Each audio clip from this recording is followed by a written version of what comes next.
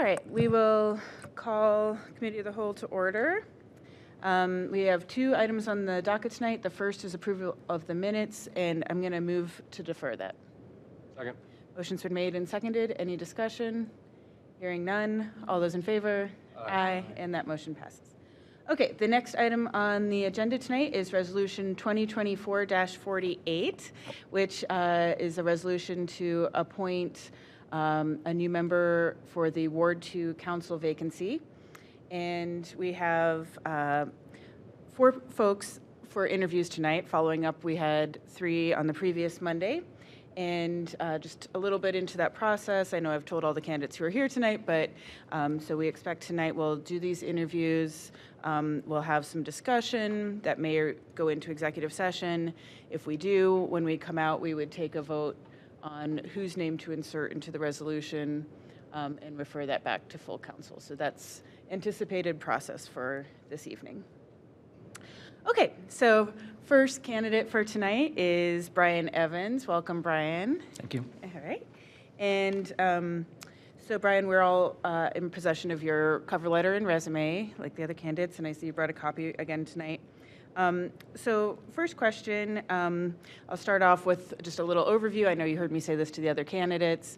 Council members, it's a salaried position, but most council members have estimated they tend to work about 20 hours a week on council work.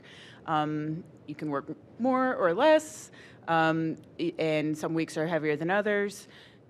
Typically, that doesn't include political events or outreach into the community or going to community events. That's generally meeting time, preparing for meetings, et cetera. And we meet on the first and third Mondays, or the full council meetings, with other Mondays, including committee work, and then other days as needed, sometimes for special meetings or meetings with the administration and constituents. So with all that said, does that sound like that would be compatible and you'd be able to fulfill those obligations? Yes, absolutely. Okay, great. Thank you. And then my first main question is if you can tell me about your work in the community thus far, civic engagement, and that type of work in Lakewood. Absolutely, thanks. And thanks to all council members for the opportunity to speak today. I've been a volunteer, very active volunteer for Lakewood Alive for over 15 years. I served on that board, organization's board, for 2 terms. I was chairman of the marketing committee and also on the executive committee for the organization. I served a 5-year term on Lakewood Architectural Board of Review, 3 years of that as vice chairman of the committee. As a consultant, I worked on the Birdtown, Madison, East End Master Plan, a NOACA project that we worked on with Dimmitt Architects and some other folks, which was really nice because it's such a fascinating part of the city. That work resulted in a new brand for the area, bike racks, banners, some improvements to Madison Park, and the Birdtown logo, which I created. I'm pretty proud of that. The Kaufman Park Master Plan is something I undertook on behalf of Lakewood Alive and the Kaufman Park Friends in about 2009, 2010. 100% of my work as a consultant was donated to the city for that. That plan was adopted by council, and work got underway towards the tail end of 2019. We were going over the final plans and has largely finished up today. And also the public arts, my grass blades live there now, and it's right at the end of my street as well. I'm also currently chair of the Lakewood Public Art Advisory Board, and in thinking about this interview, I was reminded that in 2013, as a grassroots effort, several of us, including Ian Andrews, the executive director of Lakewood Alive, Cindy Einhaus, president of the Beck Center, and council members Marks and Bullock and myself started a grassroots team to try to bring public art into more of a spotlight in the city. And that effort, you can really see today in how the Public Art Advisory Board was formed and all the charter around it and what its purview is. So that's something I'm really proud of. Most recently, I was asked to attend a workshop for the zoning code update. I was asked by city planning staff. This is an extraordinarily important project for the city, so I was happy to be involved. I hope to continue to be involved in that, and I'll probably talk more about that as we go through the evening. Great, thank you. I'm going to, Councilman Rader is not able to be here tonight, so I'm going to, in the last week, I went to him next with this question, so I'll ask it on his behalf, and I think it was a good question. Council members often have backgrounds in community building, activism, or other forms of engagement that involve active involvement with various groups in Lakewood. Actually, I'm going to skip that one because that's basically what I asked. If someone else, okay, so here's the one that he wants to ask. Council member is a service-oriented role, but it's also a position of leadership within our community. Could you tell us about other leadership positions you've held, whether formal or informal? How have the lessons you've learned in those roles prepared you for the responsibilities of serving on the city council? Yes, absolutely. So I think if you look at the role of council, there's kind of two aspects of it that work very closely together. There's working with this body to advance, ideas and ordinances, and there's also working directly on behalf and representing the residents. So as far as my experience goes, as a board, as a council, my experience on the Lakewood Alive board on the executive committee, I think, is directly relatable. That kind of work is all about building consensus amongst peers. It's about identifying goals and objectives that the city would like to accomplish and working towards meeting those goals. And when thinking about that, also taking into account what kind of staffing issues you might be facing and leveraging that with resources, other resources, and also with budgetary constraints. So I think that's a really good kind of amalgam for that kind of work to what council does. As far as representation goes, my current job is working with communities on marketing, branding, and communication efforts. And a lot of that, my role in that is facilitating workshops with the public, with steering committees, with other folks from city government. And I think that's given me a really good idea of how to reach out to people and make sure people are heard. And that's job one with that, is making sure people are heard. It's understanding that every person in that room probably has a different life experience. So to understand where they're coming from when they're making comments. A lot of people don't like to stand up and talk. So what are other avenues we can give folks to be interactive, like in this case, with their local government, if it's not just coming to a council meeting or speaking up at another meeting. And one of the biggest things about this is making voices that are unheard or feel unheard, to amplify them so that those ideas become an important part of the conversation where that may have been lacking in the past. Thank you. Do you have any specific ideas on how you might do that? Any examples of those kind of strategies? Sure. One thing I would like to investigate for, especially for historically underrepresented groups, is to find partnership organizations that might do a better job at outreach. That maybe community government, sometimes it's just people don't think they have a say or belong in that conversation. So finding whether it's a church or an organization or other social clubs that we could perhaps use as a method to reach folks and encourage them to be more involved. Thank you. All right, I don't remember which order I went in last time. I think I went, did I go Strebig? You can. All right, let's go, we'll go down the line. How about that? We'll keep it simple. Strebig, how about? Thank you. Thank you, Mr. Evans, for applying for this position. And your resume and your experience is quite impressive. And I'm just wondering about any instances in the past where you've experienced disagreement between different parties and how you've come to a conclusion with those two parties. Yeah, thanks for the question. So for a profession that's called urban planning, things rarely go according to plan. So I've had many instances of dealing with dissent or with conflicting opinions. I think the key to this is always trying to focus on that common ground that you do have. There's always going to be something that some folks agree on. So really using that as the basis, and again, this goes back to what I was saying about lived experiences and listening to people and understanding where they're coming from. Yes, we agree on these things. We don't agree on these things. Where can we work to build consensus amongst these areas that we're having problems communicating, and just finding a way to make everybody at the table comfortable, understand where everybody's coming from, and realize that there's going to be times when compromise is inevitable, and that's not necessarily a bad thing. So the biggest lesson I've learned is that you have to be, you really have to be nimble in your actions and be ready to pivot.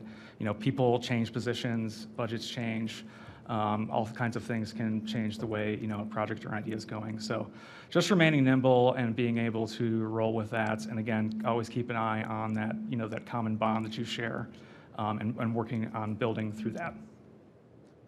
Thank you. Thank you. Councilmember Bullock. Thanks, Madam Chair. Brian, good to see you. I, of course, have been familiar with your work on a couple of the points you raised, the Coffin Park plan and the public arts work. And I'll also point out, actually, Councilwoman Marks and I continued some work fairly recently with the Georgia administration and the libraries on getting the first of the trails put up, the story walk around the kids area, the kids playground. I noticed it's great. Yep. And running, and the library's curating, then that's a win. And I don't know if it's up by the Madison Park trail. Okay, good. So that's the first of down payment towards that. You could have a historic trail and a nature trail and a couple other layers. So I remember that clearly. Now I'm less familiar with all your other work. Are all these pretty pictures on this handout your work as well, from your experience? Correct, yes. Okay, so University Circle Planning Director, that's a big neighborhood, big position, pretty prominent, and of course, played a huge role in the resurgence of Cleveland's, vibrancy. Can you tell us a little bit about that? And are there experiences from that planning director work that apply to Lakewood? And then I'm going to cheat and ask a double question. On the back, communication strategies, is that what you just referred to about the customer service and communications? Correct, yes. Okay. Maybe you could tell us a little bit about both those things. Sure. For University Circle, Inc., more than a lot of other CDCs, University Circle, Inc. operates kind of like its own little city, in cooperation with the city of Cleveland. So working with that is not unlike working in a city government, in a position of planning director in this case. One of the things that prepared me a lot for, I feel, this position is just getting to know the workings of local government, interacting with, in that case, Cleveland quite often, understanding what review processes are like, understanding, how projects are going to flow when you have to interact with which people. And a big lesson I learned from that work is that you really need to have the right people in the room at the right time with these projects if you expect them to be successful. The last thing you want to do is blindside folks with, we've been working on this for however long and you weren't involved. So that's something I really concentrate on in that work, and it's really helped me in my current work as well, getting folks to, at the beginning of projects, telling our clients that we really need to be inclusive in who we're talking to, kicking these projects off so that we're not having voices that are unheard. So there's a lot of that experience that I think relates really directly to work on council. As far as my work now with branding and communications, one of the things that really prepares me for this work is when we talk about who we're talking to or who a city wants to talk to, we talk about audiences. And if a city's growing, that might be developers or trying to get, light industry or something like that. Almost every city, one audience is residents, and it's multiple audiences. You can't put all residents into one audience. There are groups of people who, take in information differently, react differently, who are, maybe they're not social users, maybe they're not getting things in the mail. So you really have to understand where they're coming from and how they want to and can consume information, how they're going to interact with local government. So just through that work, understanding how it's going to relate to Lakewood, I haven't done this deep dive of work here that we've done, other places. But right away, a few audiences pop up for me already, and that's like people who've lived here for 30 plus years versus people who've lived here for less than 5 years are going to be two very different audiences that you're going to communicate with very differently because they're going to have very different views of the city and what the city happens to be doing. And another one is these underrepresented populations that simply think they don't have a place in or say in local government. Okay, thank you. I'll just editorialize and say I think we, City of Lakewood, would benefit from that kind of diligent care, analysis, and attention to the customer service experience. That's not a negative comment. It's just an invitation for growth to all of us, I think. Thanks. Vice President Baker. Thank you, Chair. And thank you, Brian, for putting yourself out there and for all of your service, both nonprofit and city adjacent. I know that, and I think it's a great story about Lakewood, too, that from that position, you could affect so much change. So thank you for your efforts there. Thank you. And I'll ask you a similar question that I've asked most of the other candidates, which is, you know, when you're awarded council person, a little different than at large, you're kind of the ombudsman for the city, right? So connecting folks with services, trash pickup, you know, stuff like that, tree issues. So that's a kind of awarded perspective. And there are also maybe issues that are unique to Ward 2. And so you kind of also have to have the lens of the full city. You're a trustee for the whole city. You have to think about what's best for Lakewood in general.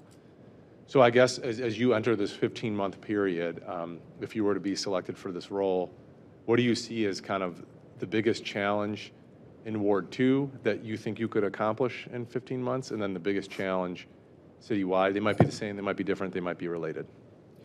Yeah, I think they're very related in this case. What I hear from folks in Ward 2, and there's a big concern around Lakewood, but you know, since a lot of this is happening in or adjacent to Ward 2 are large development projects, Bell in Detroit and you know Broccoli in Detroit. Those two projects are you know game changers for that corridor. Issues that I hear folks worried about are you know more people, more traffic, and less parking. Traffic, I think we can, you know, we can get around parking. I'll get to shortly. More people. My pushback on that is, you know, Lakewood's population is not increasing, and house sizes are, you know, they're downsizing in general, and it's really critical we maintain 50,000 people. So we're continue to receive community development block grant funding. That's really helpful in sustaining so many of the services we have. So more and you know more development, more units, and a variety of housing units for different types of folks is really important so that we can help keep our population up. As far as you know traffic goes or parking goes, I think there are you know we are going to have to get creative with especially on our residential streets. Anecdotally, a lot of people say business parking is you know hard to come by, but we do have municipal lots. There's street parking. With a little effort, I think you can find it, but I do think some of our side streets are going to start to be pressed for parking. One specific idea I have for that is, you know, so many of our streets can park more than one car between the driveways, and way too often it doesn't happen. Is it something as simple as lining our side streets or certain side streets so that you can park two cars more efficiently? People know that you're supposed to park two cars there. It's a really simple thing that could start to relieve some of the parking issues. Is when it comes to citywide and why this is linked to the first is affordable housing is a huge issue we face. And I talked about the zoning code update earlier. This is one tool that the city will have to start to affect how we can tackle that problem by being a little more flexible in our land use scenarios and hopefully opening ourselves up to different kinds of funding streams for different kinds of housing products. So I'm really, that's why I'm really interested in that zoning code update and how it can, you know, affect these changes. So all three of those things that I mentioned, both development agreements for the Barry Buick site and for the hospital site, and our zoning code update will likely come before council in the next 15 months. And hopefully we'll have plenty of time for inputs. And in fact, during the zoning code conversation, I was rather, as I've talked about earlier, I was rather, took time to be ensured that there was going to be conversation between council and other folks before a final recommendation was made, because I think that's really important. So this body will have a say in how all those things roll out. I don't know how much change will be able to affect in the affordable housing and as far as the new developments go. I hope there are ways that we can ensure that there are truly affordable units there. But I think the zoning code is going to be just a really important project that will touch so many issues on this city. Thank you. Councilmember Marks. Thank you.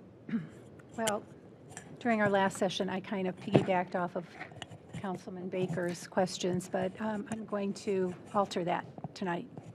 So, you know, Brian, I've known you for a long time, and I know that you've been greatly invested in the community over that period of time. And I'll ask you this: what are you most excited about should you be appointed to council? For me, it's kind of the logical progression of my civic involvement. So it's very exciting to take that next step. I feel so much of my experience has led to this point. I've gotten a peek behind the curtain on so many of these different things.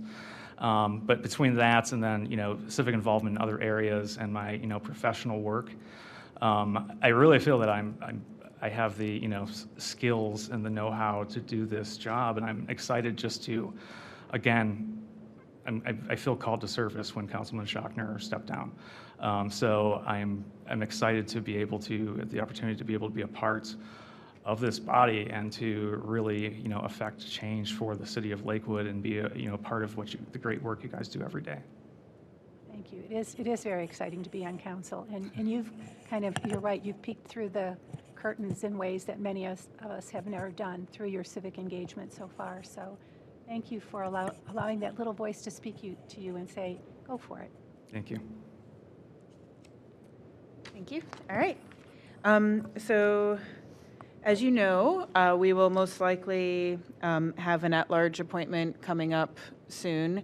So if you're not this, so I'm going to try to break this question down into more parts because it's a big question. So firstly, if you were not successful in this appointment, would you have interest in the at-large appointment?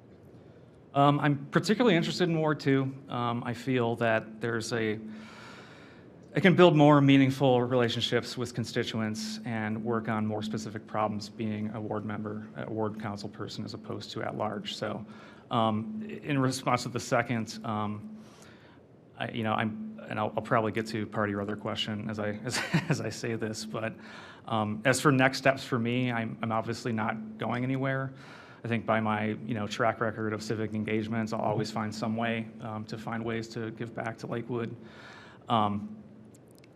I think an appointment to council is the only thing that could tear me away from the Public Art Advisory Board, honestly.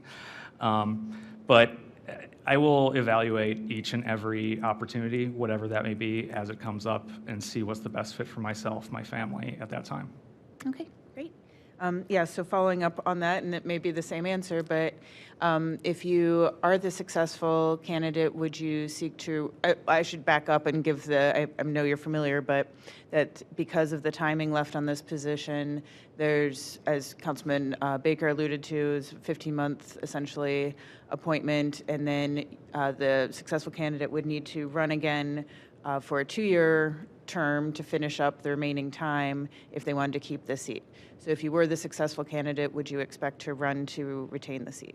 Yes, absolutely. And how I've approached this, knowing that, I have approached it pretty much from the standpoint of building a campaign, knowing that was the case, that if appointed, I'd be immediately running for re-election, and you have basically campaign material in front of you up there that I distributed.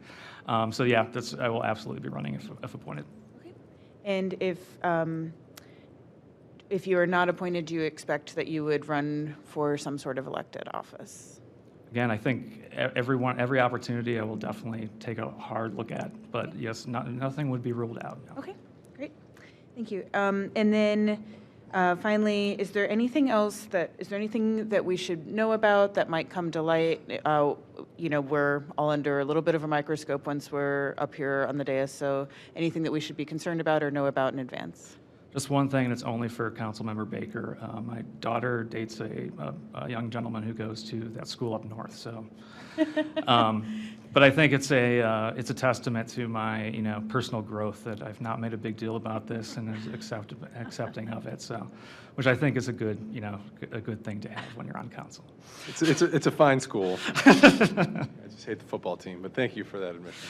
Yeah, both my parents went to Ohio State also, so I'll just mention that. I'm a So- Buckeye as well. So. Yeah. Okay. Well, I suppose that could be overlooked. Okay. And then finally, is there anything else you'd like to tell us about why you think that this would be a great fit for you and for the citizens of Ward 2? Yeah, absolutely. My heart is in Lakewood. It's home to my family, many of my extended family members as well. And I have a long history of giving back to the community that's given so much to us. And, we just love living here. I really do feel I have experience that is directly relatable, knowledge that will be helpful, and the passion to represent the residents of Ward 2. And again, I don't see this as so much as a political role, or for me, it's an extension of my service to the city. So I think that's what makes me, a great fit for this position on council. Thank you. Thank you so much. It does take courage to put yourself out there, and so we appreciate you applying and spending time talking with us in the fishbowl here. So. All right, great. And thank you again for your time this evening. We Thank you, appreciate it. Brian. Thanks. All right, Mr. Robinson, if you want to come on up, you can, like I said, you're welcome to stand if it's more comfortable, whatever's more comfortable for you. And Director Varga, if you need to stand too, I know sometimes that's more comfortable for you too. I know that sometimes you prefer that. No problem. Oh, okay. If you want to push the button on the mic there, it should turn green for you. There you go. We're in business. Yeah. All right. So, so we have Kyle Robinson, and Kyle, if you said you have an opening statement you'd like to give. A brief opening statement, if All right, you'd that's- indulge me. Yep, since- that's fine. Go ahead. Ready? We're good? Yep. So first, I want to thank you for the opportunity to be here today and considering me for the Ward 2 council appointment. I also want to thank the other candidates who applied. They brought out the best in what Lakewood has to offer. For meeting the city charter, I understand you're not obligated to hold these interviews, so I commend you for doing your due diligence and all the work. And I also understand the importance of getting to know me both personally and professionally, and I'm deeply grateful for the chance to serve the citizens of Ward 2. My path to this point has been anything but easy, and it's precisely these challenges that have fueled my determination and eagerness to contribute meaningfully to our community. My childhood and teenage years were marked by significant struggles, and I did not excel in high school. It was only after college that I found my purpose. My experiences have led me to write and speak about overcoming adversity, and my presence here today is a testament to the power and perseverance and belief. I grew up about 45 minutes south of Lakewood and attended Kent State University, which set the foundation for my career. After graduating, I seized an opportunity to move to San Francisco, where I expanded my horizons to pursue law. My journey took me to East Lansing, Michigan for law school, then to New York City, where I was admitted to practice law. I quickly realized the traditional legal path wasn't fulfilling my desire to serve others. The demanding nature of billable hours led me to explore alternative careers, which is how I discovered my passion for legal education. I launched my own business from my home in Lakewood in 2014 and has since flourished, operating in 38 states nationwide. It's a family operation employing my mother and brother. This venture has allowed me to gain comprehensive insight to various aspects of law, including legislation, contracts, ordinances, and real estate. I share your commitment to addressing issues impacting Lakewood residents, such as affordable housing and creating safe pedestrian environments. On a broader scale, but issues that still impact us on a local level, I believe in a woman's right to choose, the rights of all citizens, including the LGBTQ+ communities, reducing the impact of climate change by the use of renewable energy, and gun control. My goal is to move Lakewood forward by advocating for small businesses and promoting citizen involvement. Knowledge is power, and I'm dedicated to giving that power to the citizens of Lakewood. Finally, I'm committed to bringing the same determination and resilience to this role I've demonstrated throughout my journey. I look forward to the opportunity to work tirelessly to represent and support the citizens of Ward 2. Thank you very much. Thank you. Okay, so Kyle, I know you've been here, you've heard the spiel. Yep. But just in all fairness, I'll give it to you as well.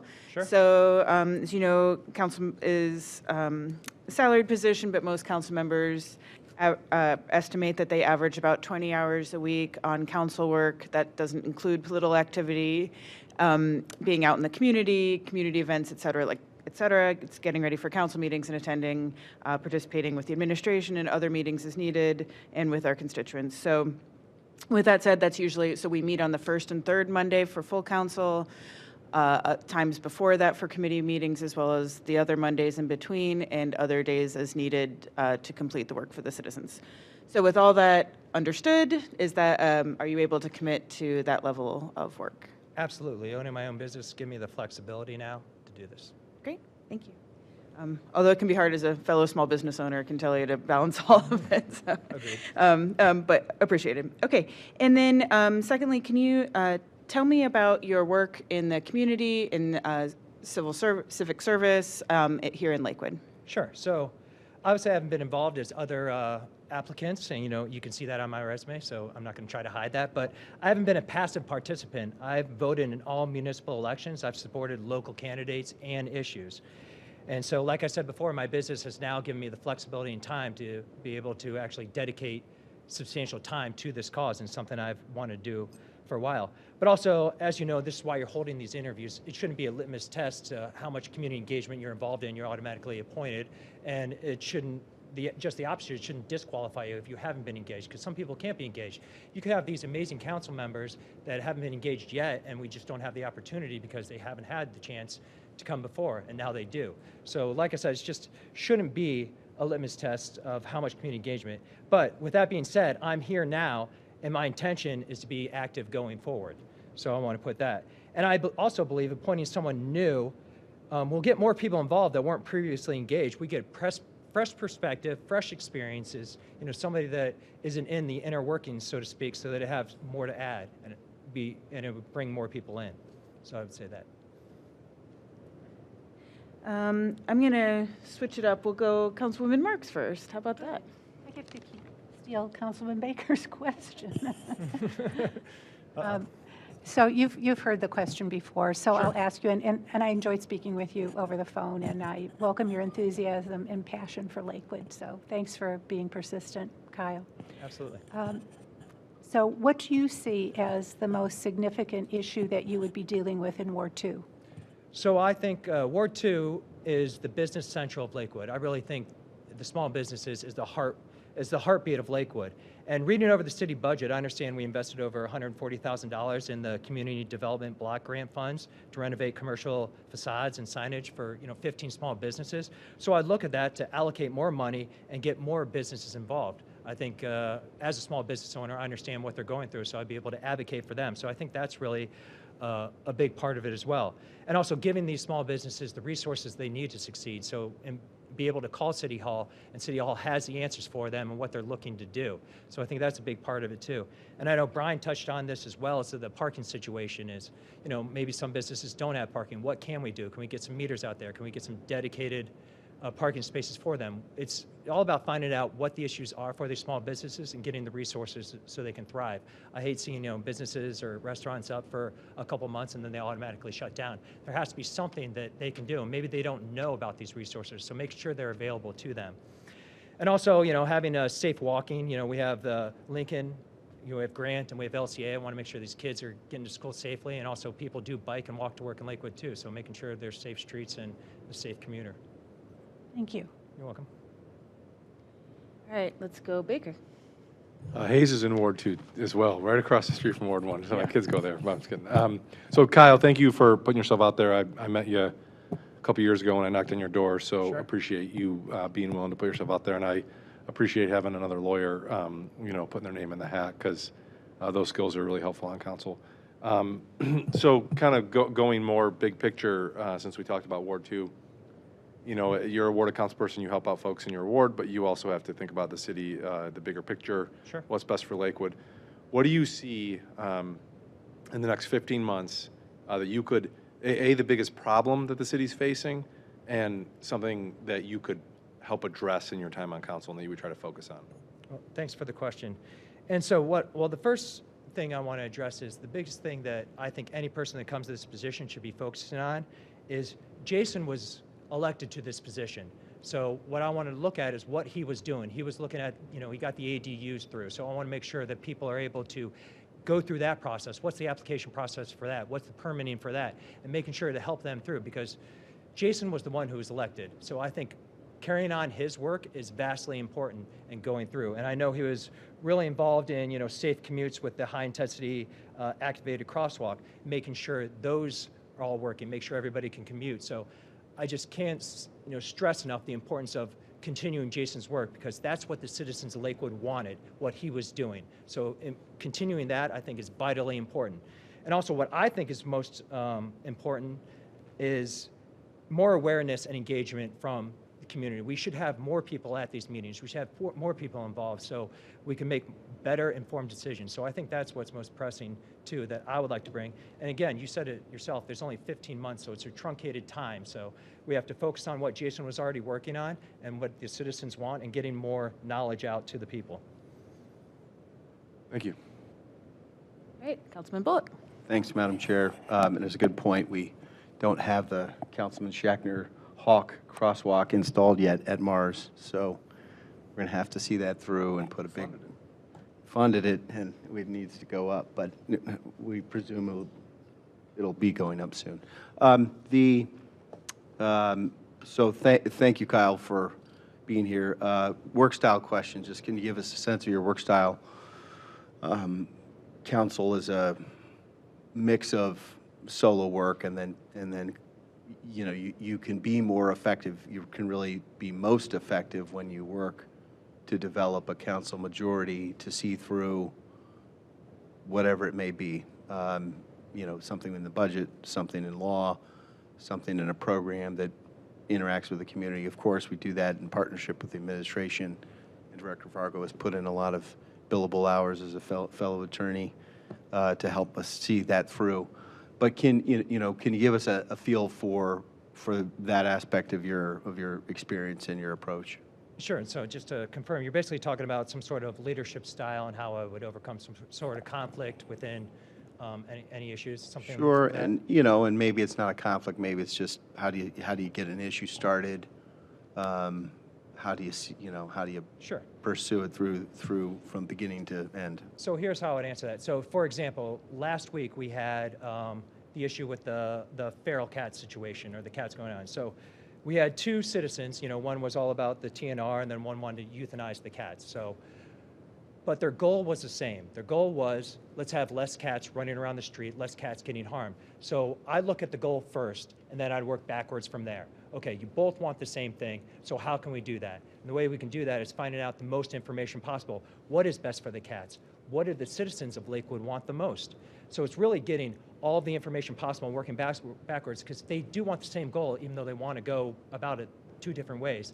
And then once we have a resolution, and once we have an answer, one person is not going to be upset, or one person will be upset, but at least we'll have the answer to tell them, this is why we made these decisions. We actually thought this through, and this is what's going to be most effective. We looked at what other cities do. We looked at, the stats, the facts, and everything like that. So with that being said, my work style is goal-oriented and making sure we're doing everything possible to have the facts and all the information that we need to make the right answer come forward. So that's the way I would look at it. Super, thank you. And I can tell you're a very energetic person, so we always can use that. Thanks. Thank you. Councilperson Schrebig. Thank you, President Keppel, and thank you, Mr. Robinson, for being here. Distracted driving is a concern across our city, across the state, and across the country. Do you have any suggestions to alleviate this issue? Distracted driving? Yeah, Like you're talking about, text messaging or anything to that nature? sure. Right. So I'm not aware of any. I think there's a statewide ordinance. You're not allowed to text and drive, right? And making that more aware. And then what we have to look at is, what are the consequences of distracted driving? Making sure people are aware of, because I think a lot of people text drive. I'm sure I've been guilty of it too. I'm sure a lot of these, maybe you guys have as well. But it's making No, sure. I have not. Okay. I don't do that while I drive. apologize. I but- didn't mean to force that on you. Some people have.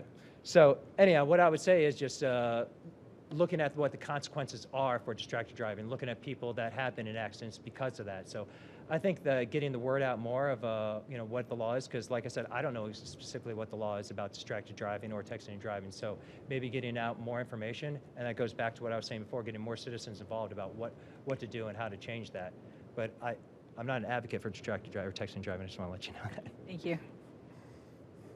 Thank you. So I forgot to ask Councilman Rader's question, so I'm going to jump back to that one. I know you've heard it, but I'll repeat it again. Sure. Council member is a service-oriented role, but it's also a position of leadership within our community. Could you tell us about another leadership position you've held, whether formal or informal? How have the lessons you've learned in that role prepared you for the responsibilities of serving on City Council? Sure. Thank you so much for that question. So I'm owner and president of Esquire CLE. It's an online continuing legal education company. Attorneys have to take courses to maintain their license, and I actually provide those courses, like I said before, to 38 states. So I run the entire operation, anything from financing to marketing. And also my previous role as director of content development, I had a team of individuals I had to supervise as well. So with my job right now, people's financial lives are in my hands, not to mention the vitality of the company. So I'm under constant pressure to make sure that payroll's going through, making sure the company's staying on top of trends, staying on top of the law, and making sure that's going through. Also going to need to look at where is my money going, how is it being allocated.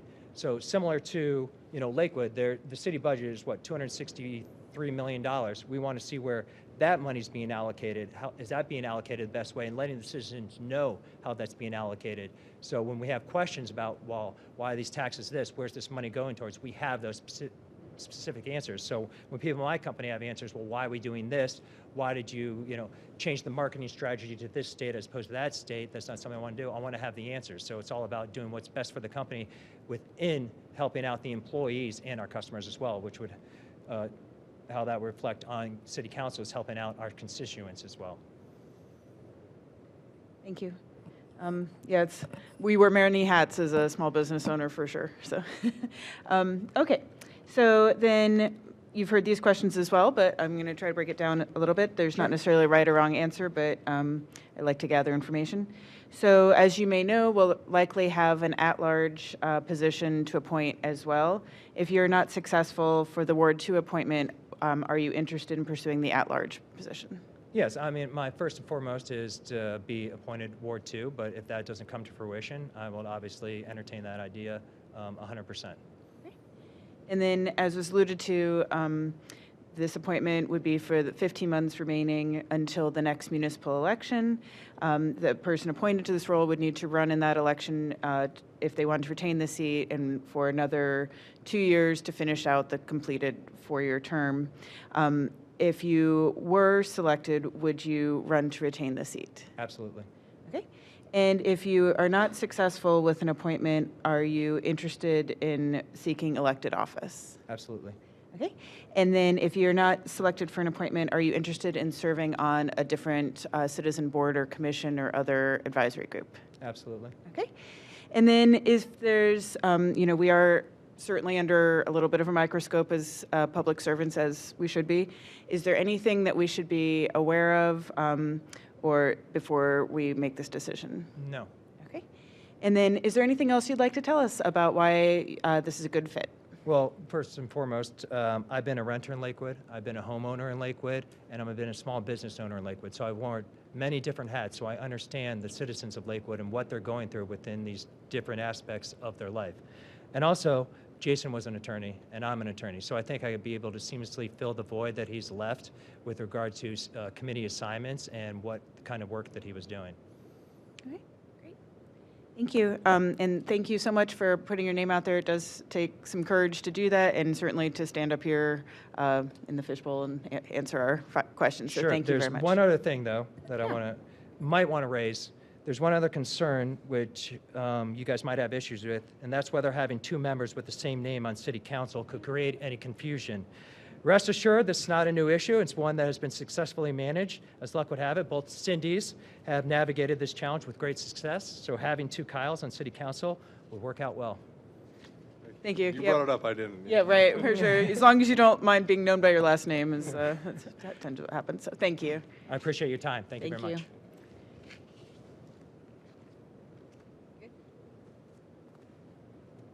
We're going to take a quick little break here before our next appointment with Amanda.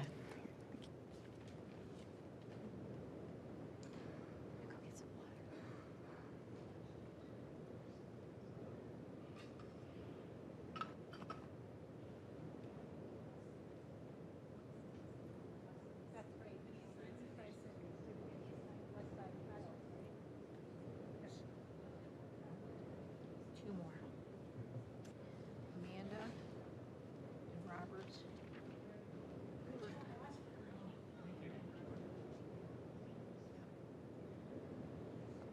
How you doing? Good. Do you have a long day today? Michigan. I mean, that's home. Yeah. I hear you. You have a little, it's a little caffeine in it if you're interested. Would you like one? Okay. Oh, yeah. And my wife gave me a new mint that she got, Energy and Focus. This one.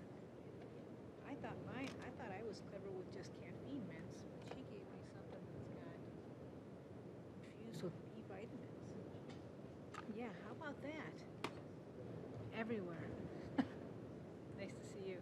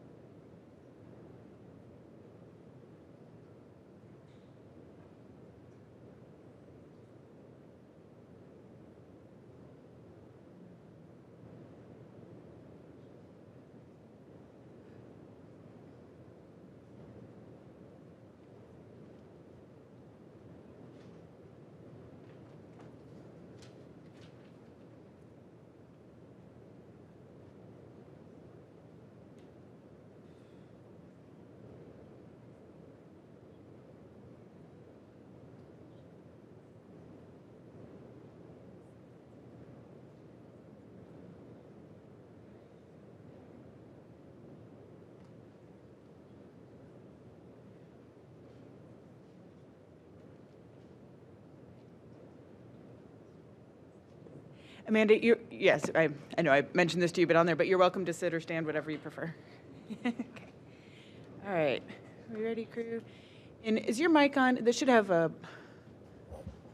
actually turn red. That one turns red, There that it one is. turns green. And then Danielle, you turn the other one. Yeah, thank you. Okay.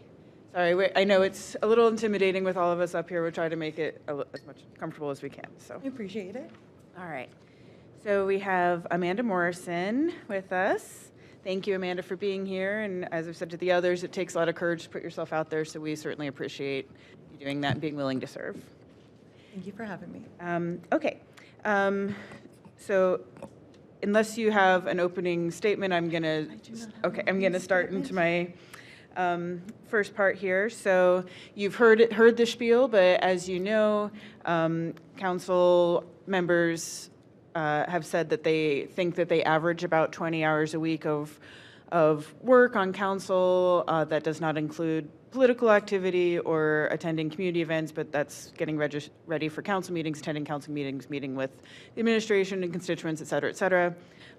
We meet on the first and third Mondays for full council, the Mondays in between for committee meetings, and usually before full council as well, and then other days as needed for special meetings and information sessions. So with all that said, is that a commitment that you can make? It is, yes. Okay, great, thank you. All right, so then next, you've heard this question too. Can you tell me a little bit about your service in the community, any civic engagement or community service? So apart from being a letter carrier in the community for quite some time, I'm also a part of the Federation, the U.S. Challenger branch that adopted the highway over by Niagara Park, the on-ramp and off-ramp, and do the cleanup over there.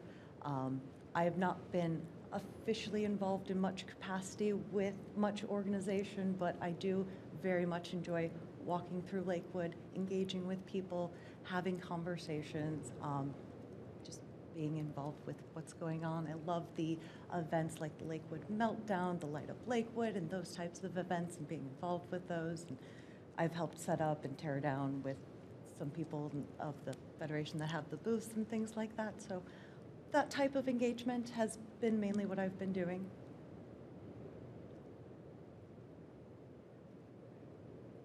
I'm going to go to Councilman Rader's question before I forget it again. Of course. So council member is a service-oriented role, but it's also a position of leadership within our community. Could you tell us about other leadership positions you've held, whether formal or informal? How have the lessons you've learned prepared you for the responsibilities of serving on city council? Absolutely. So as a letter carrier, I am also the safety captain of Lakewood, which means that I am kind of a resource for all of the carriers and the clerks that are in the building for any concerns that they have in regards to safety, issues on their route, issues with their vehicle casing, any part of our day that they're having issues. I help either get them the resources that they need or fix the problem, get management involved with that, pending go higher than that, to union, just direct them to the information and what resources are required for doing their jobs as safely as possible, as well as just newer people, letting them know what options are available, how things should be working, where they can find resources, and just engaging them with what is around.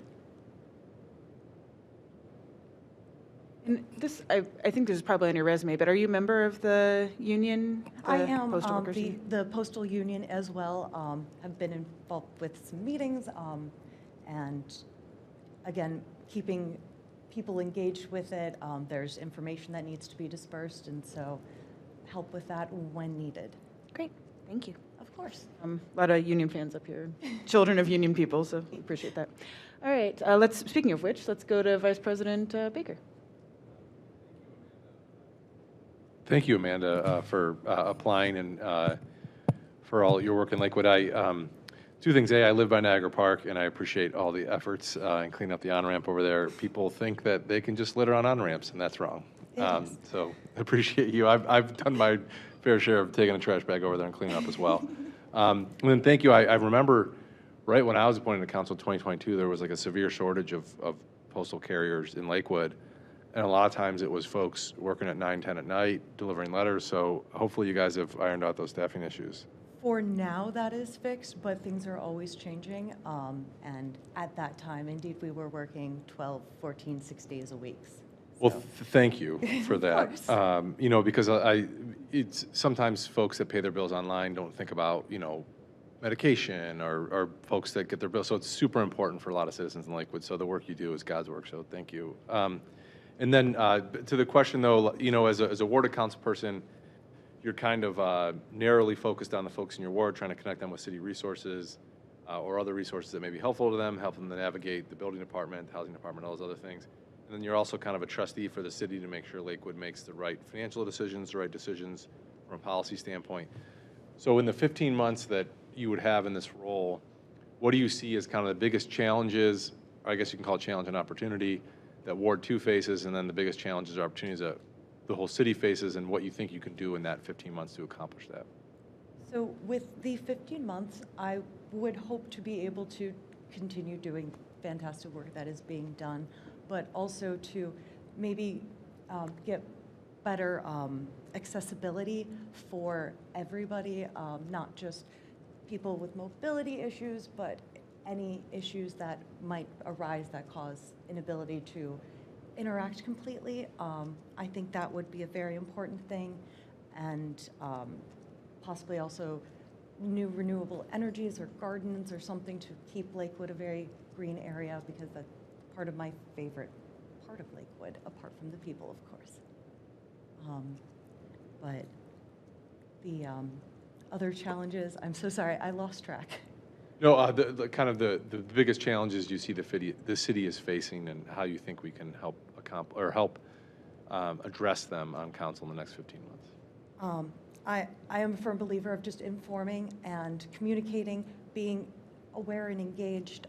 Safety, I know, is a big of my concerns. I really believe that everybody should be and feel safe where they are, and would do whatever possible to promote those ideals. Great, thank you. Thank you. All right, let's go Bullock, please. Thank you, Madam Chair. Ms. Morrison, thanks for being here and for your application. And I see you also have a healthcare background as Indeed, well yes. as I was at working- a splitting point where it was either medical or postal, and I moved postal.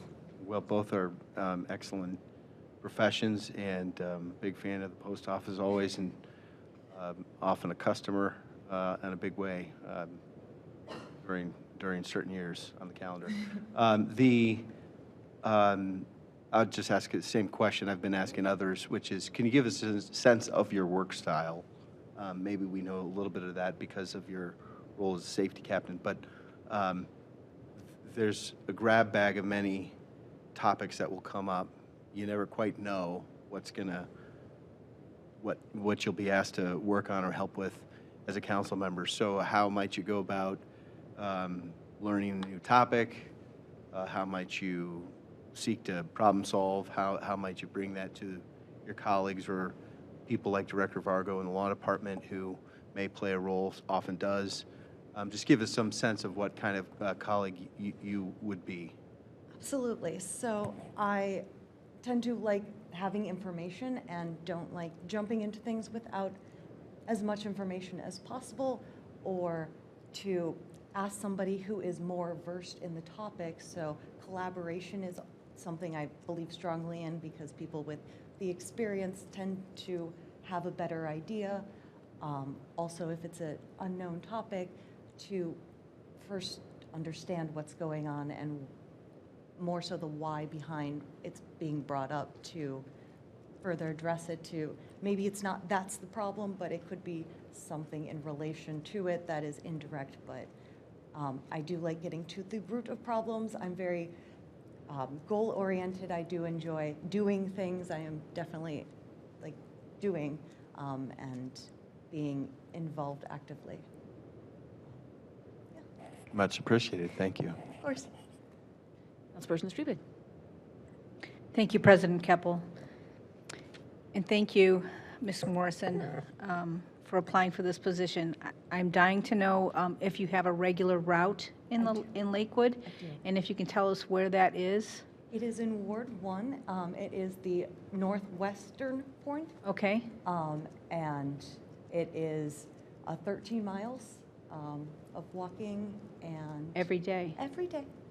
Houses are very spread out there too, so that's. They are, it is beautiful, like the gardens, the lawns, Yeah, birds, it's beautiful. that's awesome. And when you get to walk 13 miles a day, You do get to talk with a lot of people. Absolutely. And what are the concerns that you're hearing in that neighborhood? So in that neighborhood, a lot of the concern focuses around, well, a odd specific issue was a coyote issue for a bit, where there is this coyote that has mange that has been prominent in the area. But I've been communicating to the customers when I see it, where it is, just so that they can keep cats in or children, so that it's kind of safer like that. Some of the other things that people are concerned about are like taxes, and in that area in specific, just lack of communications, particularly like during the storm. It was very challenging with all the service out. There was a lot of people who were concerned about what was going on, and I was directing everybody to go to the Cove Community Center because of that was where it was the information, the charging, and also as the safety captain, I made it aware to everybody else that that was happening so that they can disperse that, not just in my area, but all the other routes, and just communicate everything. But for the people that I deal with specifically, that seems to be their concern. Also safety with kids going to schools. The traffic sometimes crosses take a long time, particularly like the one across Clifton by West Clifton there is a very dangerous that kids do have to cross. And I know there's crossing guards, they're fabulous. Some of my favorite people, seeing them regularly, but it's, that's a big concern, Okay, thank you. of course. Councilwoman Marks.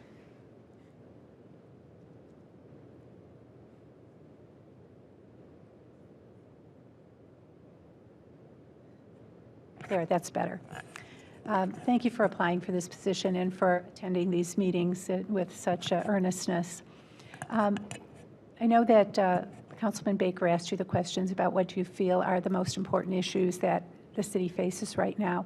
I'd like to know what motivated you to apply for this position at City Council, since you have not had experience in the past. What excites you about this? Well, thank you very much. I have been excited about this just to be involved, and it was brought to my attention that when things are a mess on a larger scale, go smaller and see what can be done on a smaller scale. So upon coming to more of the meetings, it's been fascinating and engaging just to see everything that is being done, and it motivated me to get more involved, because as we are not working the 12 to 14 hours now, I have time to be involved, which is very exciting. And previous to having my route, I was more towards Ward 2-ish, Ward all over Lakewood, actually. I've walked all of the roads in Lakewood. And it's just, I would like to be involved to make everything as the best experience possible for everybody. Great, thank you, and thanks for jumping in Of with course. both feet forward. Okay, so you've heard these questions, you've been here, you've heard them, but I'll try to break this down a little bit. So as you know, we will likely have an at-large appointment to be making in the near future as well. If you are not successful in the Ward 2 appointment, do you have interest in the at-large appointment? Indeed, yes. Okay. And then this is a little bit unusual in that because of the time left on the term, this would be a 15-month appointment. The person appointed to it would then run in the next municipal election for a 2-year to finish out the remainder of that term if they wish to keep the seat. If you were appointed, would you run to retain the seat? Yes. Okay. And then, I know it's a long question. No, you're All right. And then if you're not appointed, do you think that you will be seeking elected office? So with an elected office, it has to be nonpartisan, but I would happily pursue any opportunity that made itself available, and any position to be involved or just understand what's going on a deeper level would be fantastic. Okay. Yeah. Respects the Hatch Act. Yes, Yes. right. Respects Yes. the Hatch Act. Yes, we I appreciate am. it. Yes, Good thank job, you. good job. Okay. And then our municipal elections are nonpartisan, actually. Oh, okay. Yeah. Yes, that's, that was my understanding. Yeah, so, yeah. Okay. Okay, and then if you are if you're not successful in being appointed, are you interested in serving on an advisory board or commission or other city group? Absolutely. Okay. And then we do get, a little bit under a microscope in elected service. Is there anything of which we should be aware as we're considering your appointment? The only thing was the Hatch Act that was brought up, but apart from that, no. Okay. Great. Is there anything else you'd like to tell us about why this would be a good fit? I think it would be a good fit because I've always been involved with community or with customer service, and I very much believe that even if conversations are meant to have a point of view viewingship. I'm so sorry, that was terrible wording, but just so that you shouldn't always go into a conversation thinking that you're going to agree on a topic. You have to be flexible and able to adapt to whatever comes your way, because it isn't always a guarantee. So I have adapted throughout life to many situations, and I would like to continue to. So. Okay. Well, thank you very much, and we really appreciate you again putting yourself forward. We know it's not easy, so thank you so much. Thank you. We are remarkably ahead of schedule.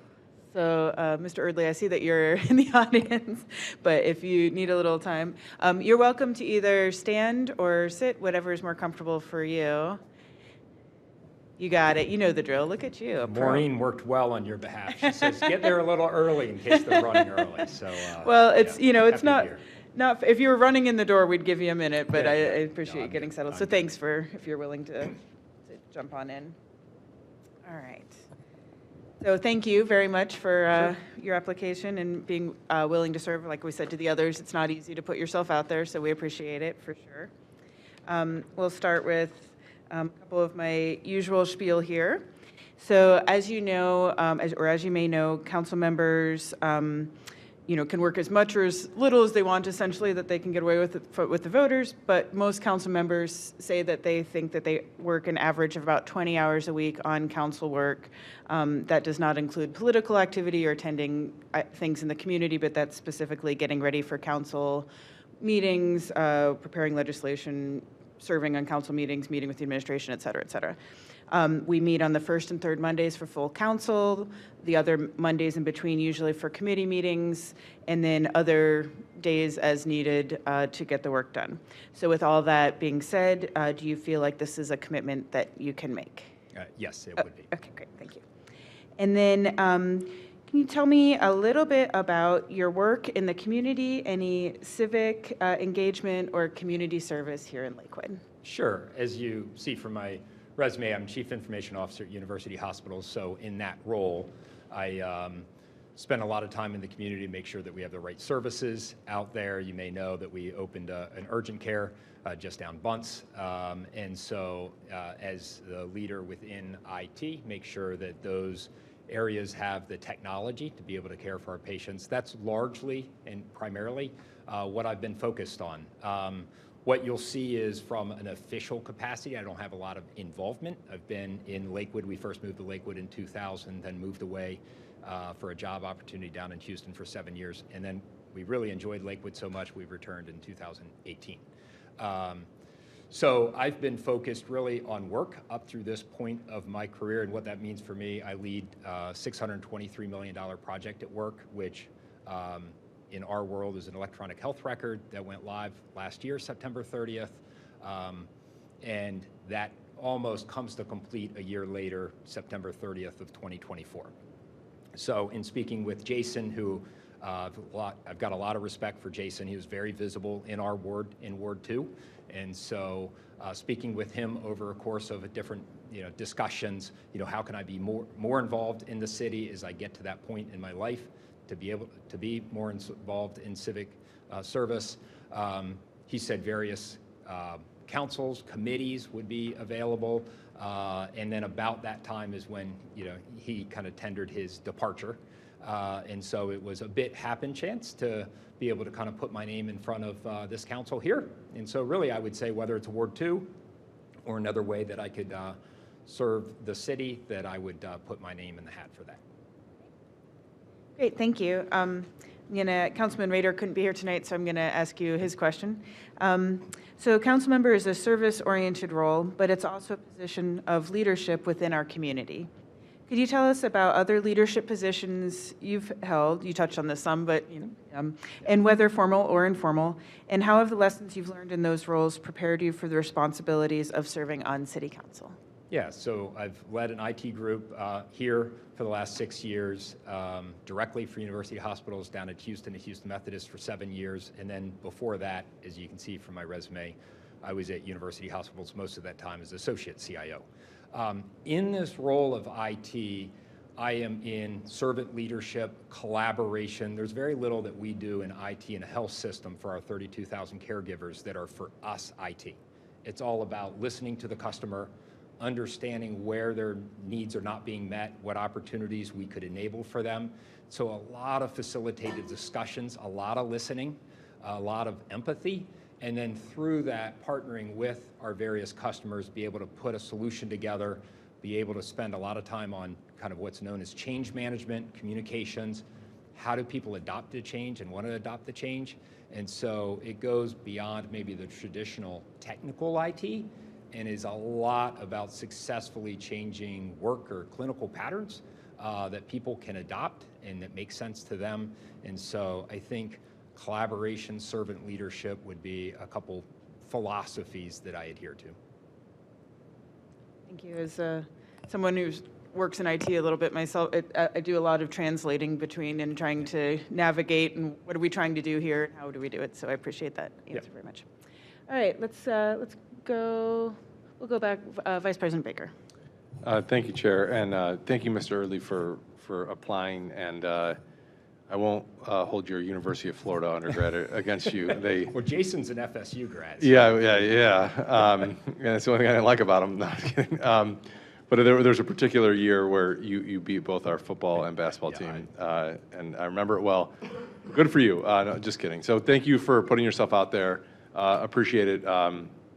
Your resume and your experience is really tremendous, and I think that particularly in a time when, cyber threats, particularly for mid-level municipal and public entities, it's just so vast. We saw what happened to our neighbor to the east recently with their cyber incident and what it does to city services. So appreciate you putting your name out there. The question I've been asking everyone to kind of understand how you would view city government leadership is, as a ward council person, you're kind of in charge of, all the issues that come up in your ward and connecting folks with the building department, resources, trash pickup, all those kinds of things. So it's more hand-to-hand dealing with folks, responding to them. And then big picture, you're a trustee for the city, is to think about what's best for the city, how to represent the folks in the city well. So this appointment would be 15 months. You'd essentially have 15 months to try to accomplish things, right? So what do you see as the biggest opportunities in Ward 2 and then citywide, and how you could go about accomplishing them in 15 months? They might be the same thing, they might be slightly different. Yeah. So as I put in my application, I have two kids that were in Lakewood High School. One just graduated. And so I think this idea of the north-south biking corridors, school corridors, it's kind of harder to get north to south for our school-age kids than maybe east to west. And so I think that would be one thing that would be a focus area. I've also got an 8th grader, so it's going to be entering high school next year. This is certainly not under the short term, but is a bit of a passion. I think it bodes well for a city to underground their utilities. So, examples like Author is underground utilities. Right in front of Geiger's is underground utilities. But, trying to understand what's the structure to help us as council, help the governing bodies be able to look at that systemically, even though we all know you won't change it in 15 months. Would be an area of focus. Wherever I can have positive influence in my experience on information security. I was previously Chief Information Security Officer, and now the Chief Information Security Officer reports to me, so I spend a lot of time on information security. We update our audit and compliance board all the time. And so there are a number of things that municipal governments can be doing to, as we call it, you want to close the doors on your front floor, you want to lock the doors, you want to turn on the alarm, right? You need to raise the level of some of the basics. And so, being helpful to make sure that we have an audit on that, make sure that we're not open risk on any of those items. And then really the business of council, which is going to be safety and housing and senior care, being able to be a pragmatic voice, to be able to look at, what comes before you and, help make some wise decisions on behalf of the citizens we serve. Thank you. And the fact that your kids went to Lakewood High School cancels out the Florida thing. So, Okay, all right. Yeah. Councilman Bullock. Thank you, Madam Chair. Mr. Erdley, thanks for being here and for your application. Certainly, you've got a very impressive and deep and extensive experience in IT and organizational management. My ears perk up when you say using those systems to drive change, to prepare for, this isn't your phrase, but to manage change or prepare for change. And I can only imagine, because the city of Lakewood is not that big, not 30,000 employees, not $5.8 billion in revenue and net revenues, that managing systems, detail-oriented healthcare work on that scale is probably an ever on kind of focus and job. It also strikes me, going through the painful loss of Lakewood Hospital was a major episode that some of us lived through. One of the fruits of one of the good things that came out of that was that we retained an endowment for a new Lakewood Health Foundation, $28 million. The Cleveland Clinic is adding $8 million more over 10 years, something like that.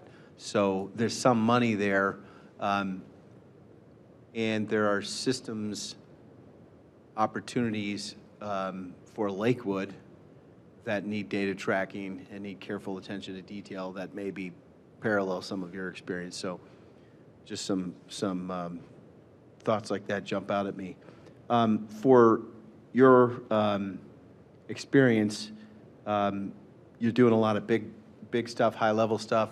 The work that comes your way as a council person is kind of a junk drawer of many things.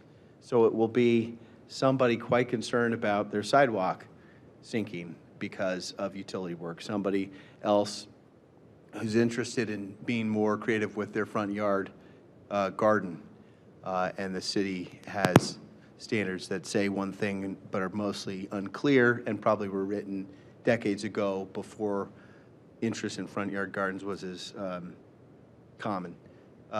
So I don't know if that's from the sublime to the profane. That's probably not the right phrase, but how would you be interested in being responsible and the first phone call, the first resort for Ward 2 concerns in that category, as well as the exciting potential transformative work with a Healthy Lakewood Foundation that maybe we could do some walking and healthy neighborhood work that ties into your experience? Yeah, I mean, you have to do both. And so, right, it's whatever somebody is trying to communicate with me, whether as the CIO or as a Ward 2 council person, it's important to them. And so I think you start with the empathy of they're taking the time to be in contact because it's important to them.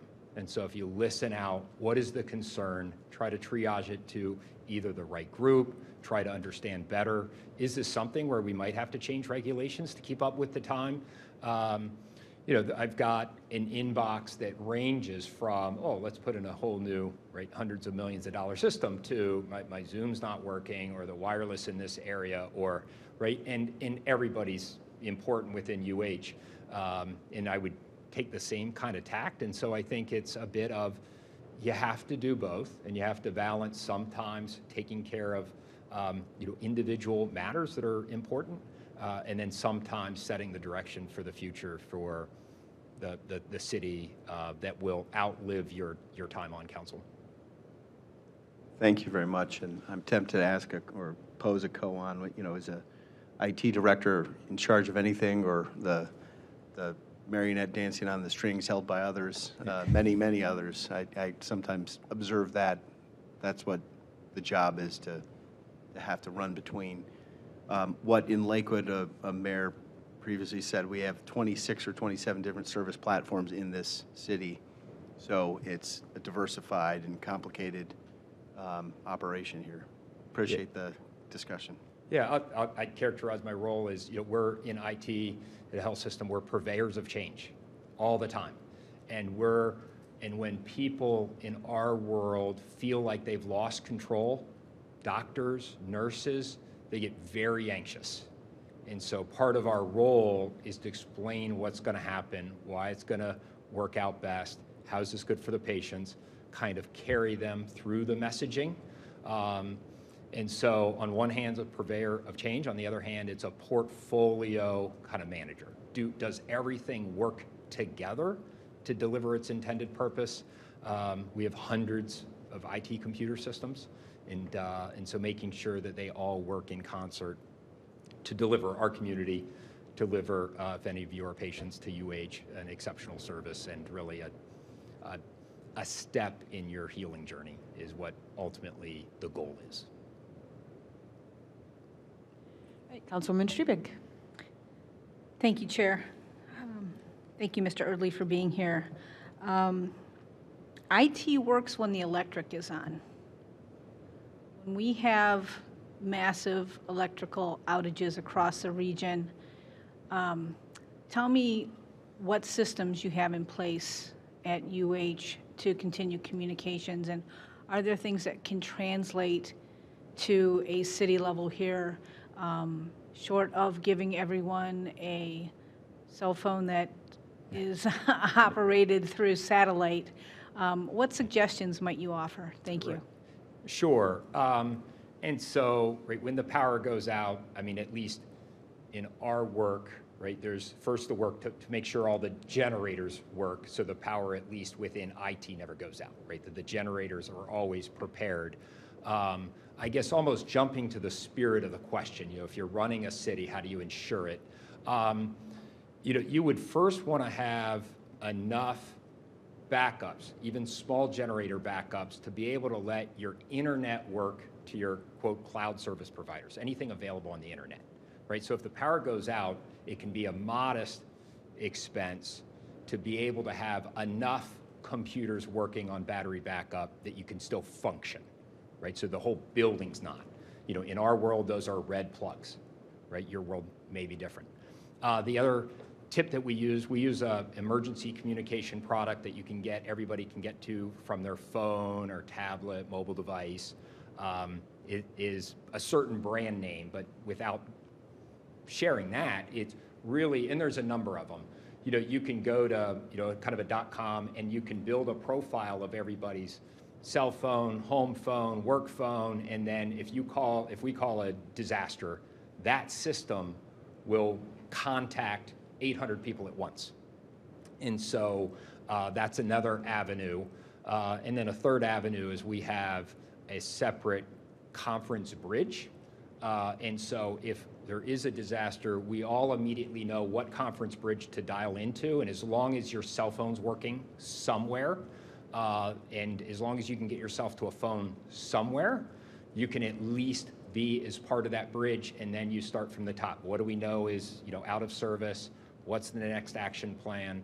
And so those may be just a couple immediate thoughts to be able to make sure that if this building goes out, the whole business of government doesn't go down. Thank you. Thank you. All right, Councilwoman Marks. Thank you, Mr. Erdley, for applying for this position. So because you moved back to Lakewood from having a little respite from this wonderful community, I can ask you this question in all earnestness, because I found myself in the same position when I moved to Lakewood. And that is, we sometimes focus on what are our challenges and problems. I'd like you to describe what assets Lakewood has that drew you back here, that made you proud to be a resident of the city. Yeah, and so I'm going to give just a brief history, right? Born in Daytona Beach, went to school in Gainesville, Florida, moved to Atlanta for a number of years, moved to just outside New York City in Montclair, New Jersey, and then moved here. My wife's from Solon, that's the connection. Moved here, and then moved down to Houston for the CIO job opportunity. We were eager to move back. Lakewood is a great city, and we've lived in a number of places. What Lakewood has going for it is the community spirit of engagement. I thought it was great, whether I'm selected or one of the other, right, 7, that we got such interest. The convenience of where we live is really hard to duplicate in so many other cities. Our school system, as a public school system, is fantastic, and some people don't have that same confidence that we enjoy. I think we have good governance here in the city.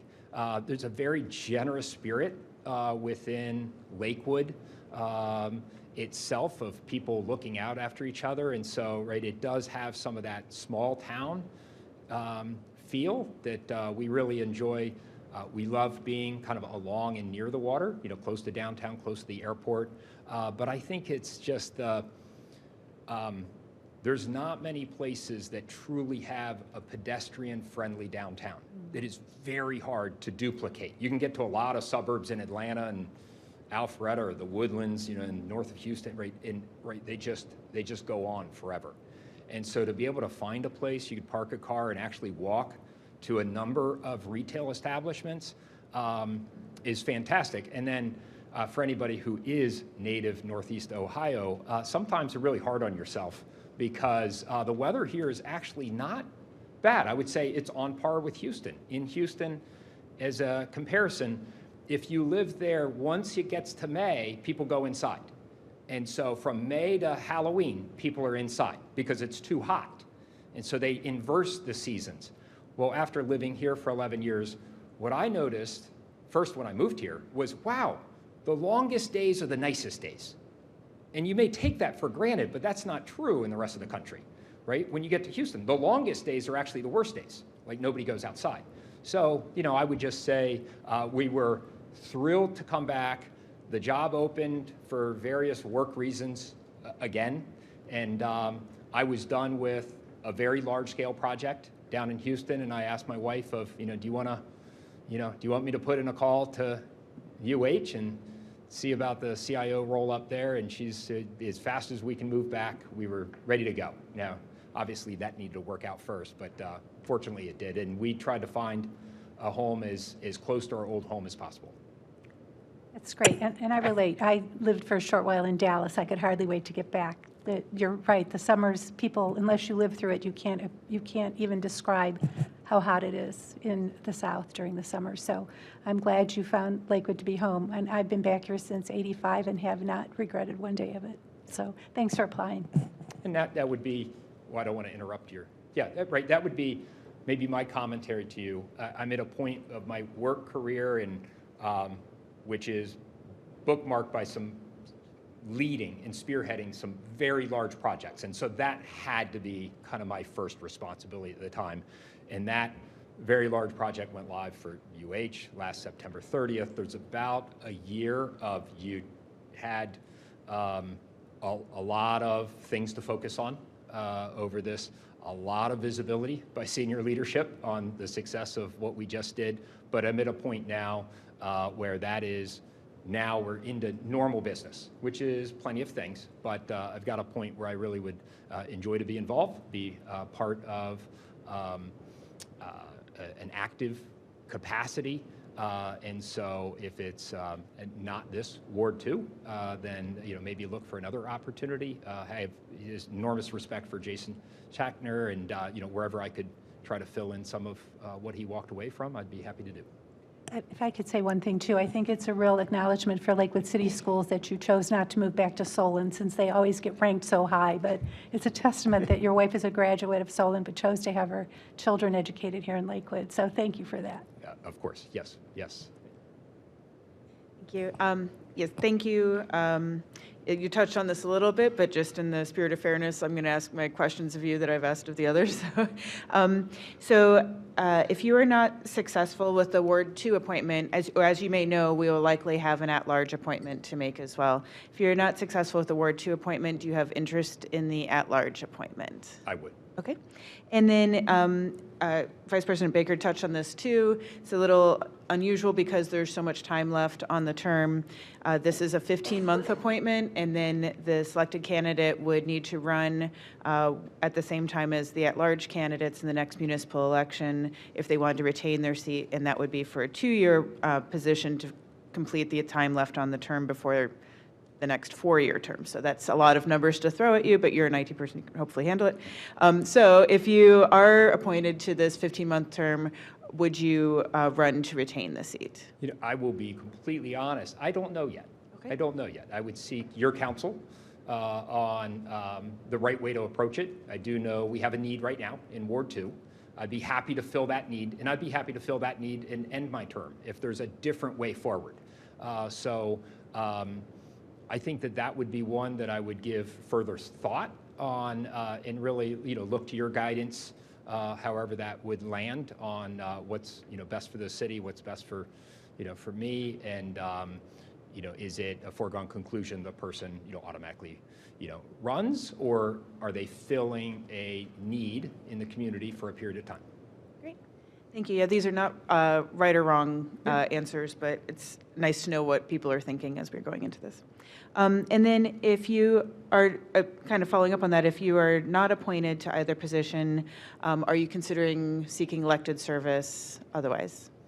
Well, I would probably answer it to what I know. I would seek to be involved in some council, committee, architectural review board, or some other need in a more formal capacity. I think many of those are appointed, maybe rather than elected, but would be right here in Lakewood. Great. Thank you. Yeah, that's the next question about interest in other boards and commissions, so thank you. Okay, and then also, I'm sure you're used to high pressure, but as an elected official or appointed official, you're also potentially under a microscope. Is there anything of which we should be aware as we're making this decision about anything in your background or anything else you'd like to tell us that way? No, there's not. Okay. And then is there anything else you'd like to tell us about why this would be a good fit for you and for the residents of Ward 2? Probably not much further. I think it's, at the right time. And I saw that it was almost good happen chance that, Jason said, we've got a need here is for the next 15 months or so. And so that really aligned with my time to say, I would like to be involved. And certainly there's kind of the work commitment that you each put in, but I think I would just figure it out. I would make sure to prioritize this work along with my other work, and we'd figure it out together. Thank you so much, Okay. And we really appreciate you putting yourself forward. I know it's not easy, and it takes courage and that's true for all of our applicants. So thank you very much, and thanks for taking the time. Okay, well, thank you for Thank being you. out here. All right. Okay. Well, again, just thank you to all of our applicants, both those who we interviewed and those who we didn't. It is a lot to put yourself out there. We appreciate how many people have, and the we had 17 residents of Ward 2 put themselves into consideration, which is pretty remarkable, and the highest we've had for a ward seat in some time. So very much appreciative of everyone doing that and the efforts, as well as all of those who residents who've submitted letters of support for candidates and reached out to us as well. That community feedback is also important. So next steps in the process, I touched on this at the beginning of the meeting. We'll do some discussion, and then most likely we'll probably go into executive session. I'll probably make a motion for that in a minute, have some discussion. We will vote on the public record here as to a name to insert into the resolution. That resolution would then be referred back to full council, and then for adoption at the next full council meeting, which is next Monday. So that's a little bit of the anticipated process. And with that, I will make a motion pursuant to Ohio Revised Code, Section 121.22G. I will make a motion to enter executive session for the purpose of considering the appointment of a public official. Second. Motion's been made and seconded. Any discussion? Any other? All right. Hearing none, I believe we need to do a roll, so I'll just do it. Marks? Baker? Yes. Bullock? Yes. Strebig? Yes. All right, we're going to enter executive session, and we'll see in a little bit. Wait, me, yes. Oh, and I'd like to, actually, I'll amend that motion to include council staff and law department.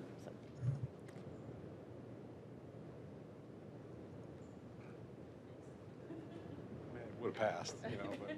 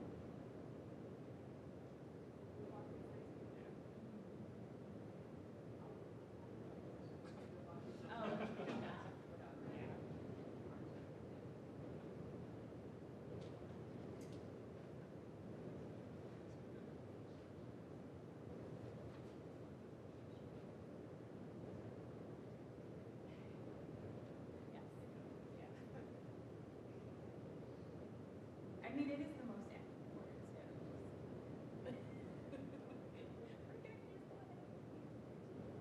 That word.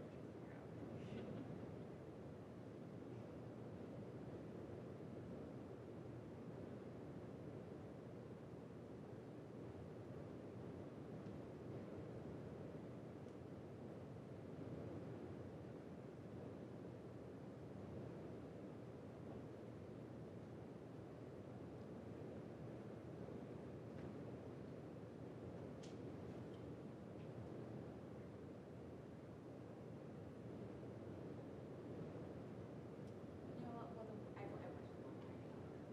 Well, the one who's turning is still turning. And the other one.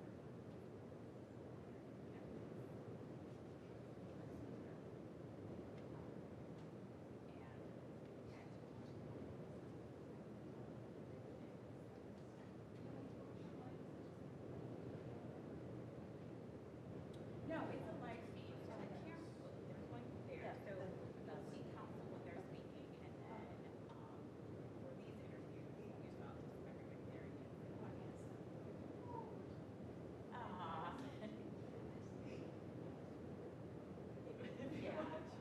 Yeah, watching the council meetings, it's still very similar to what you guys are planning.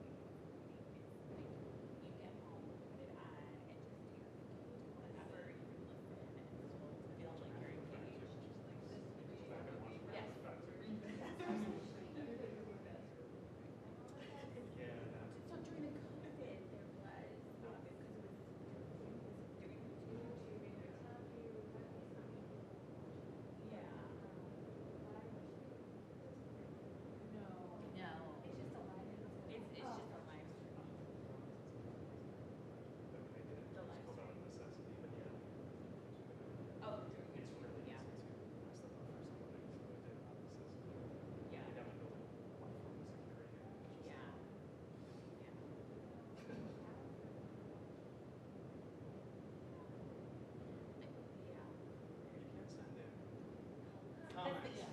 Yeah. Yeah. Yeah.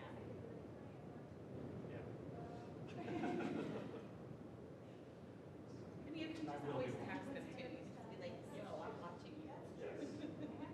Because I have in a meeting like, what did I just hear?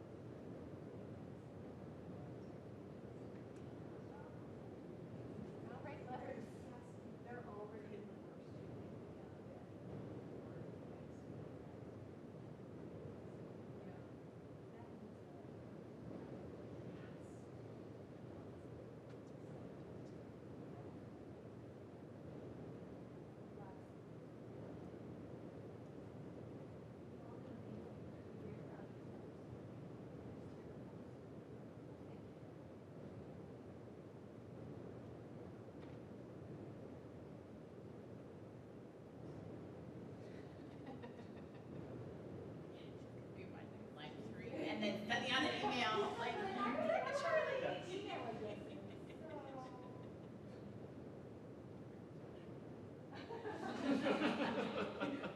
Brian? Yes. Lock. Well, that and the pedestrian crossing in front of Panera that people almost get to do. It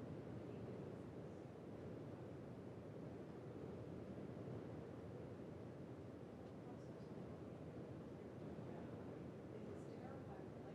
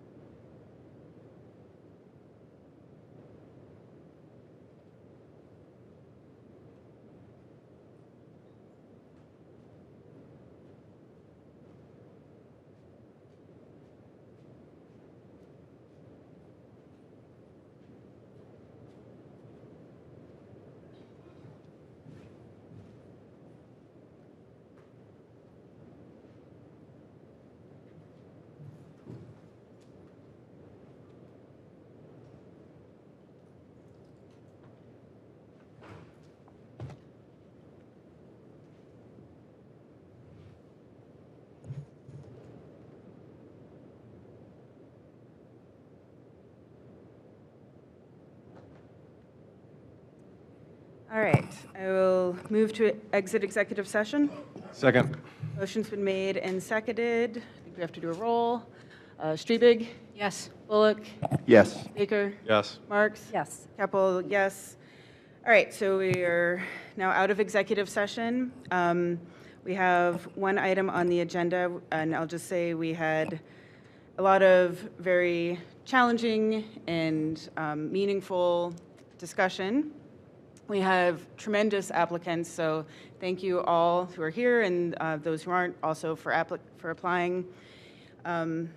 We are very blessed in Lakewood to have such an abundance of talent, as well as people who are willing to serve their community, and I truly mean that, and thank you all for putting yourselves out there.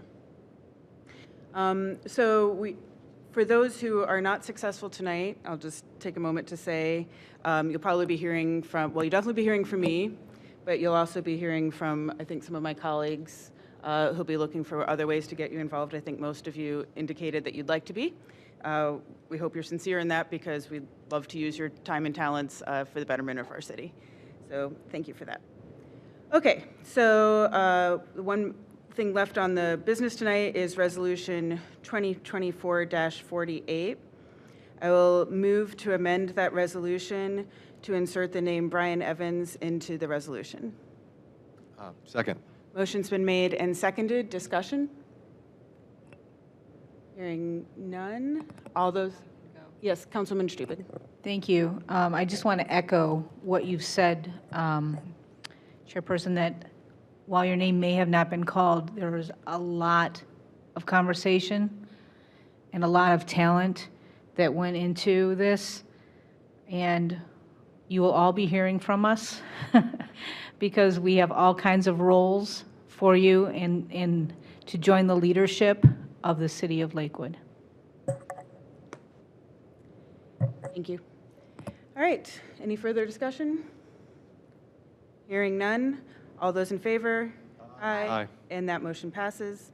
I'll next move to refer the amended resolution to full council favorably. Second. Motion's been made and seconded. Any discussion? Hearing none. All those in favor? Aye. And that motion passes. With no further business before the committee, we are adjourned.